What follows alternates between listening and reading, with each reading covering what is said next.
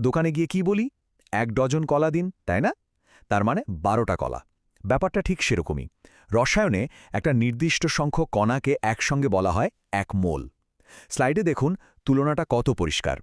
১২টা জিনিস মানে যেমন ১ ডজন, ঠিক তেমনই ৬.০২২ গুণ 10⁻২৩ এই বিশাল সংখ্যক কণা মানে হল ১ মোল। এখন এই যে ম্যাজিক নাম্বারটা 6.022 × 10⁻23, এটার একটা বিশেষ নাম আছে। এটাকে বলা হয় অ্যাভোগ্যাড্রো সংখ্যা। এই অ্যাভোগ্যাড্রো সংখ্যাই হলো মোলের আসল ভিত্তি। মানে একদম সহজ কথায় ১ মোল মানেই হলো এই সংখ্যাটা। মজার ব্যাপার হলো এই মোল শব্দটা কিন্তু যে কোনো কণার জন্যই ব্যবহার করা যায়।